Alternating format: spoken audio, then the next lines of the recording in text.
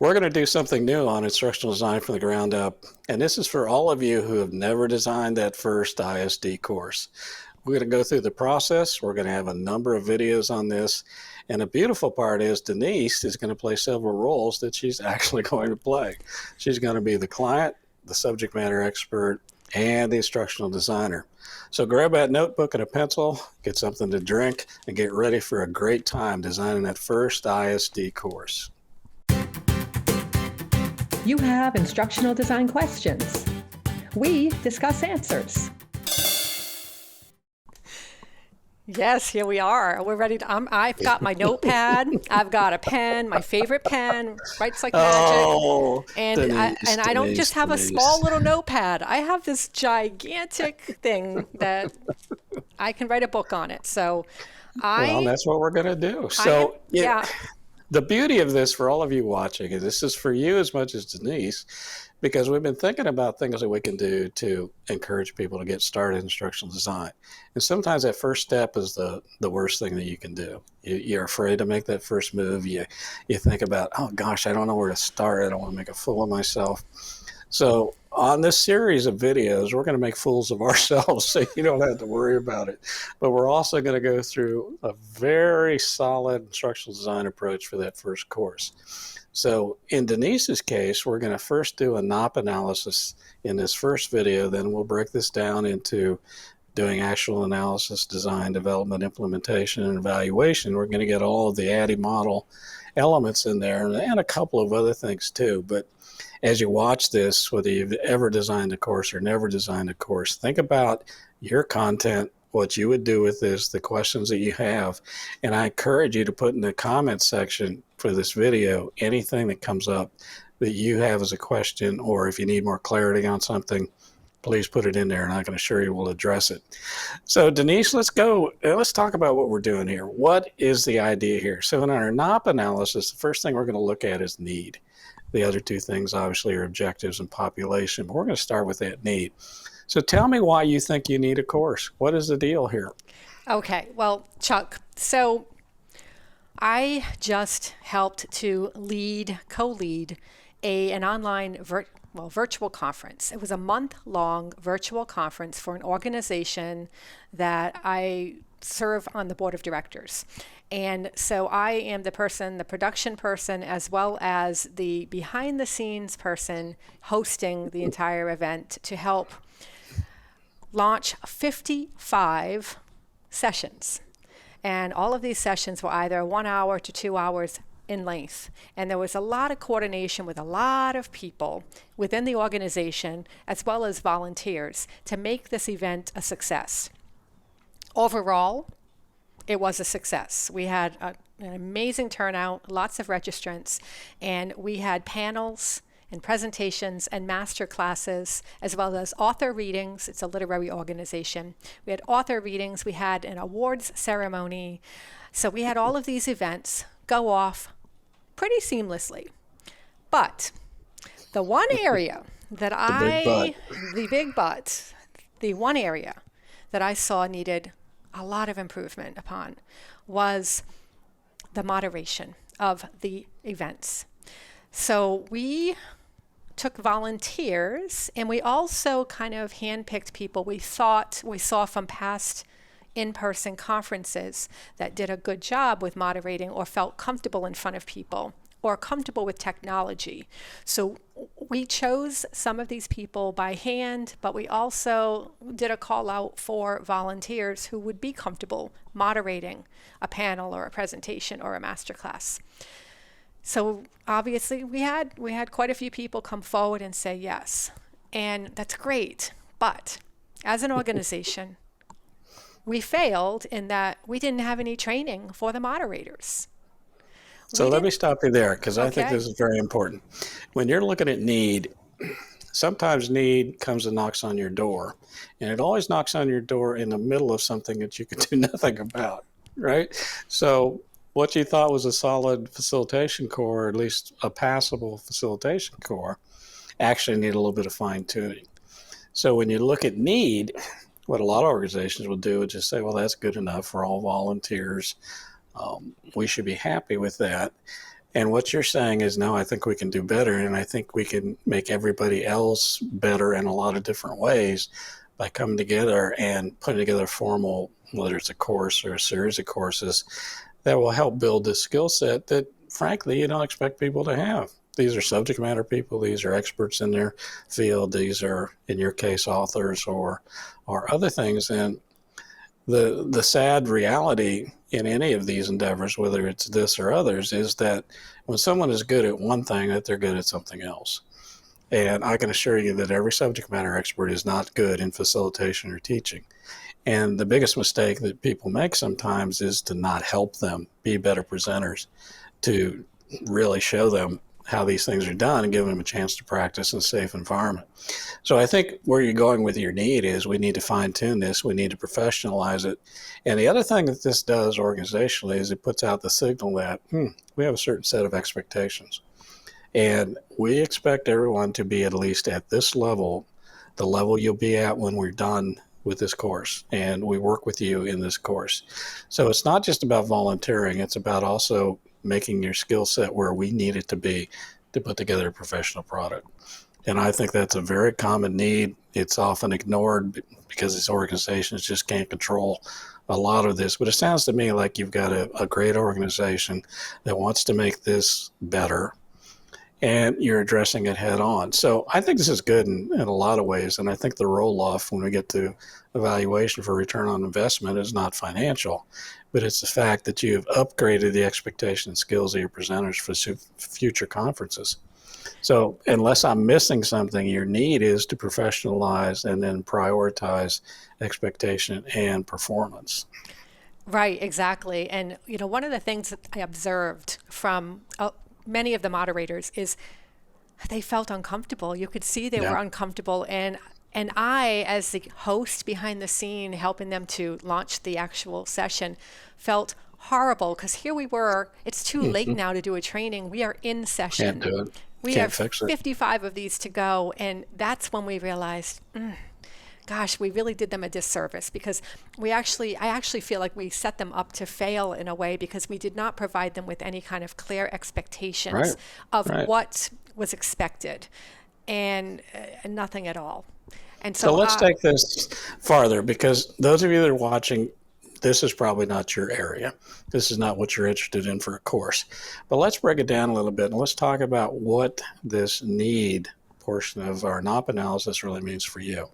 So look at a performance gap. Look at a need for better things to happen. So if you're in sales, how do you do a cold call? If you're a customer service representative, how do you greet people and make them feel comfortable so you can have a conversation with them? Anytime you have an interaction between people, you've got something that you can train and something you put a course together for. If this is not even close to what you're looking at, let's say you're looking at something more perfunctory like learning a skill or something else, go back to the need. Look at your NOP, look at your need. What do you want these people to be able to do better? So I think this is a great example. This is going to be perfect for this series of videos. But all of you, as you look at this, pick out your particular population, pick out what it is you want to improve, and look at specifically what that need is for this course. Until you can define that need, you have no course product to work on because you're going to be shooting all over the place and you're never going to hit the target because you haven't defined what you need to do yet. So I think in your case, Denise, this is pretty obvious. You want to step up the skills, take away the anxiety, which will come from being able to do this in a safe environment, perform this in a safe environment before they actually have to do it out on a weekend seminar event or whatever. So how would you define your need? How would you put it in one sentence? I think you already eloquently did so when you said I want to be able to professionalize the process and create clear expectations for moderators to understand what is expected of them so that when they go into it, they're more comfortable with being in that moderator role. They know clearly what they need to do in order to professionalize it and in order to be able to perform the way the organization expects them to. So Okay, there's no and I think guesswork that's there. perfect. And this leads perfectly into the O, which is objectives. So we've defined the need. And as we look at the objectives, if you're someone who's been in instructional design for a while, you know that there are different kinds of objectives. And the objective domains that we're covering here specifically are cognitive and affective domain, I believe. So not only do we want these folks to be able to leave this training knowing things cognitively about this is the process, these are the specific things that you need to do to be able to do this, but you also in the affective domain want them to be able to feel good about this experience and have confidence. So as you start to think about your objectives, Denise, what are the kind of things that you're going to want them to be able to do at the end of this training? Right. So, one of the things that a lot of it has to do with confidence. And what kind of a domain would you call confidence? Is that affective? No, I'd say that's affective domain. Okay. Yeah. So I know that that's one of them that has to be in there. And I think that that can be built from that expectations. So from an objectives point of view, I need your help here. From an objectives. Okay, so let's look at it. Okay. So let's picture, and this is exactly where things fall apart when you do your first course. This is perfect. So let's think about this. I want you to picture one of your learners at the end of your course. Okay. What are they going to be able to demonstrate to you that will make you happy with this process? Feel comfortable that they have been able to master what your expectations were. So if you had to put it in, the learner should be able to Okay. do what? The learner should be able to screen share.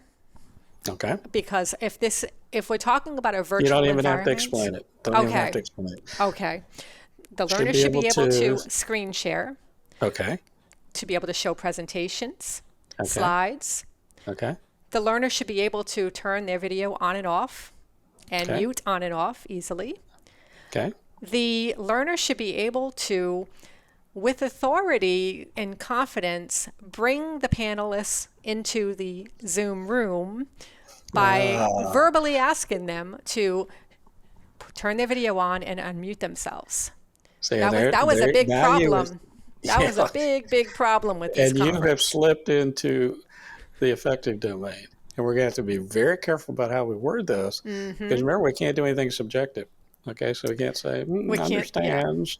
Oh, Can't do I know that you with hate that word. Yes, I hate that. understand. But also, to do something with authority, how do you define that? True. So what we're going to have to do when we get into the later videos where we write the objectives, we're going to have to blow those up and come up with the component parts of what that means. So what does it Okay. mean to be able to do this confidently? And I think one of the things you usually come up with should be able to do it without error. Should be able just to not spend a second thinking about it, but just click or do whatever they need to do operationally to make that happen. And this is where these things kind of fall apart in non-professional design communities, is because there's an expectation that they haven't designed for. They expect the learner to be confident, but they haven't done anything to make them confident, except the course itself. So if you break down what confidence means in terms of steps, then you've got a really cool thing going here. And it's easy to do, but these are the kind of things that separate amateur design from professional design. Is this where task analysis comes into play? Absolutely. When I walk Absolutely. in my mind, I would walk through the actual steps a moderator should go through in order to perform as a moderator. So Exactly. when I go through those steps, the moderator should be able to turn on videos, be able to mute, be able to call upon the panelists one by one in an order that is, well, I know this is going to also be subjective, but non-chaotic, because what was happening was. Okay, so you could say in a reasoned approach, operational approach. See, when we get to writing objectives, you're going to hate me at the end of it because I'm going to keep poking at this. But to me, this is the meat and potatoes of professional design. And I have a bet going, and I've had a bet going for as many years as I've been a designer, that you can't throw a content area at me that I can't write a 4-part objective for. So all of these things we can write 4-part objectives for. And people would say, well, how do you write a 4-part objective for art appreciation? And I'd say, well, they show a preference. They are able to give you 5 points of why that's something that they appreciate. And they say, oh, Okay. Yes. so that kind of stuff. So that's important. So as we go through this and as you think about what you want for objectives, we're going to break these up, and we'll do it on the videos because I think this is really important. We're going to blow this up, come up with the component parts of each of these things that might seem subjective or hard to nail. Yes. But we're going to nail it. We're going to do that. So all these things will be operationalized. And as you put your course together, then this will become obvious. And you're going to have this perfect path for these folks, your learners, to travel down. And they're not even going to realize that they're getting these things because it's going to be so seamless for them. Mm-hmm.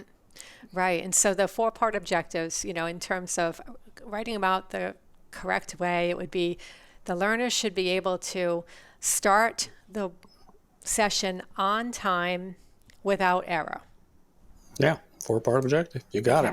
Okay. So now just 500 or 600 more of those, you're all set. Absolutely. I will be filling up this notebook with all of my objectives, and then you will take half of them and say... And throw them out, and we'll start over. But for all of you watching this, and if you've not done this before, the reason that we're so picky about objectives is because this is where everything else works from. This is the nucleus of what you do in instructional design, is divide the learning. You have to be able to look at this and say, okay, I can picture this learner at the end of this doing these things. And they're going to be able to either reach mastery or they'll get to some level of mastery. And we will work with them to get them through this to where they need to be. So instructional design is about very detailed work. And if you've never done a course before, you're going to find out very quickly there's a lot to this. But the more you do it, the quicker this becomes in terms of a time component. So someone who's done this for 30, 40 years can write out these objectives in 15 or 20 minutes.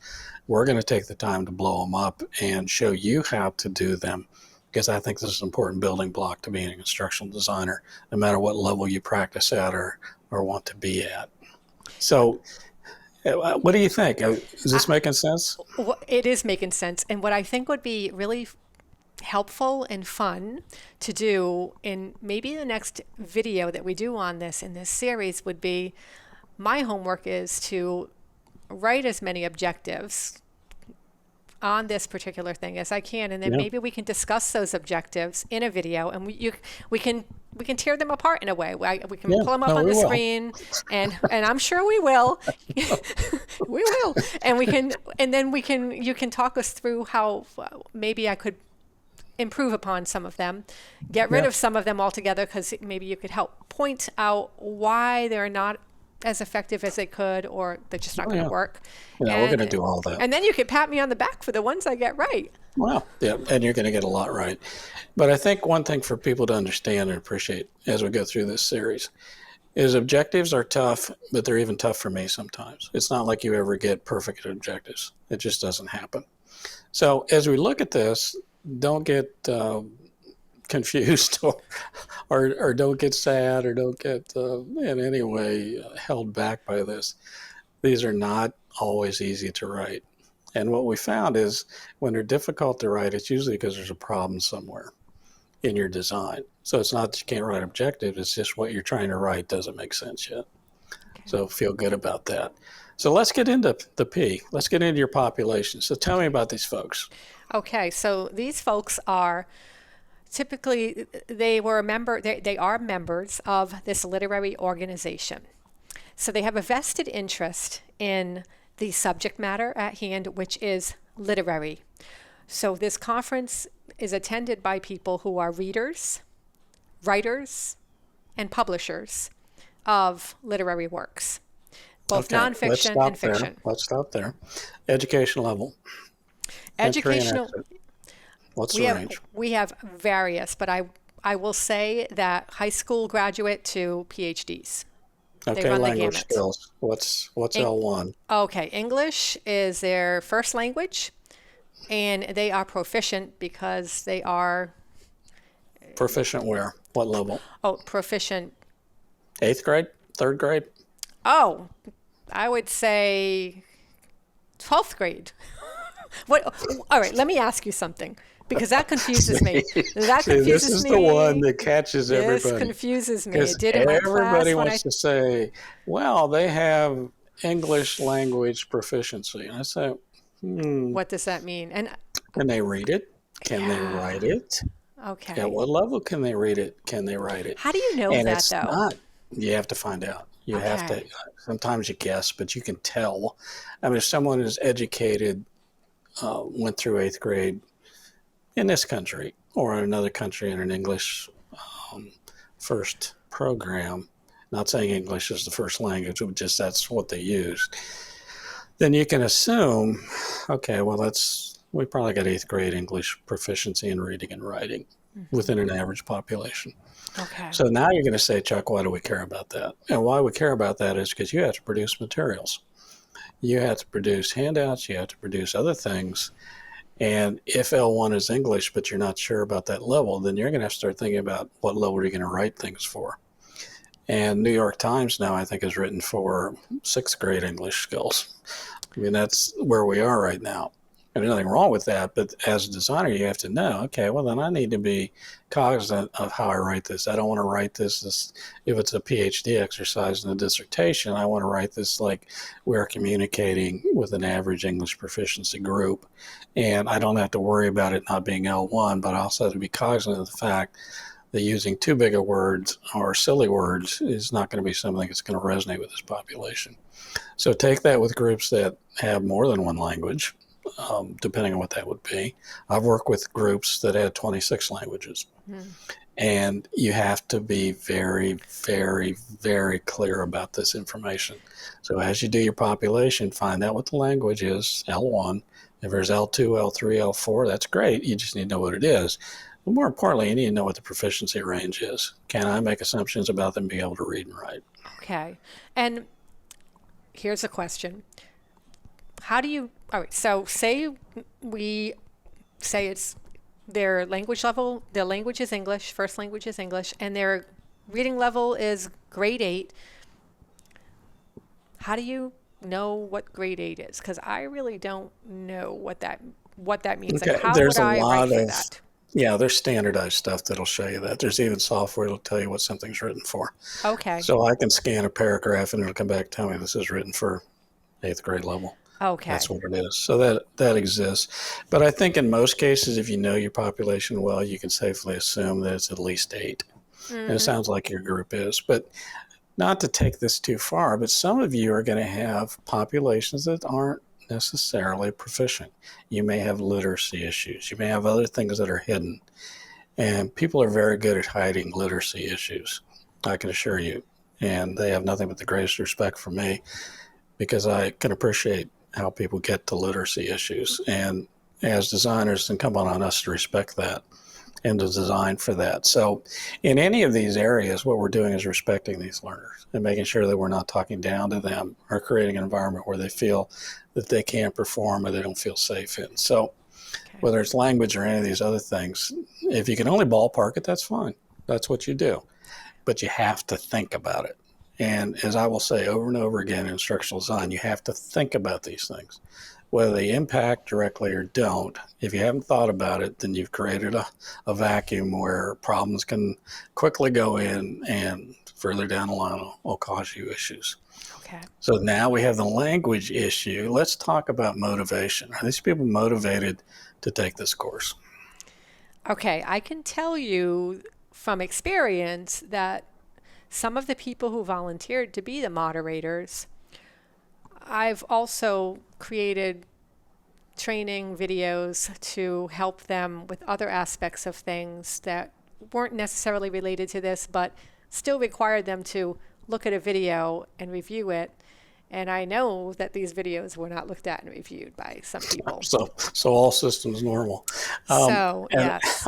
So this is not unusual, certainly in adult populations. So this is where it goes back to a systems approach to this, where you work with your client and you say, if we're going to do this, we need to require this. And if we're going to say, if you're going to be a moderator, participate in a panel or lead a session, then you're expected to complete this preliminary course in how to do this. If you don't, then you're not going to be able to do this. We're not going to allow you to do this. And that's the kind of support and backing you're going to need organizationally to be able to make this work. Otherwise, you're going to get a small population of people that will do it because it's the right thing to do or it interests them. And then you're going to get a bunch that are going to ignore it. So I think this is where working with a client becomes more than instructional design. It becomes systems stuff. And system stuff demands that you look at the population and that you have certain requirements for it. So why would you spend all this time to put this together if the expectation is that 20% are going to take it? So I think you need a commitment from the client that says, yes, everybody will need to do this before they will be allowed to host or be part of this. Mm-hmm. Okay, that's fair. I think that's great advice. It is, because that's, well, from a design point of view, there's nothing more frustrating than when you put something together and people don't look at it. I mean, why bother doing it? So exactly. No matter what course you might be thinking as you're watching this, think about these same kind of issues. Are you producing something that is likely to be just shrugged aside and not really used? And what is your relationship with the ability to govern what that means? Can you say organizationally that, no, this is a requirement? So I can remember courses that people designed for community sports programs for the kids. And one was even developed to use an entire state. It became a requirement to manage a team, whether it was soccer or Little League or whatever.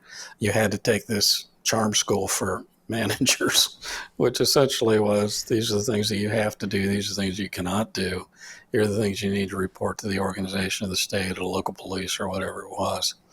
And this whole notion of doing this, and it was an incredibly well-designed course, but it didn't mean anything unless it was required. So whatever you're doing, look at the end product, look at the likelihood of implementation, look at the likelihood of making it required, and what that kind of work is going to involve from the instructional design perspective. And this is where you step out of the ID suit and you go into the systems suit, you become a systems analyst, and you work through all these things. So that's why we call it a system. It's not just designing courses. It's not just being an instructional designer. It's about holistically addressing problems and coming up with real solutions. Yeah, the required aspect. Would you say from your experience that most courses are, well, I know this is going to be subjective, but more successful if they are required? Or like, would you say that most courses are required from an instructional standpoint? Well, I think, we found out that mandated courses are 70% or plus of what is out there.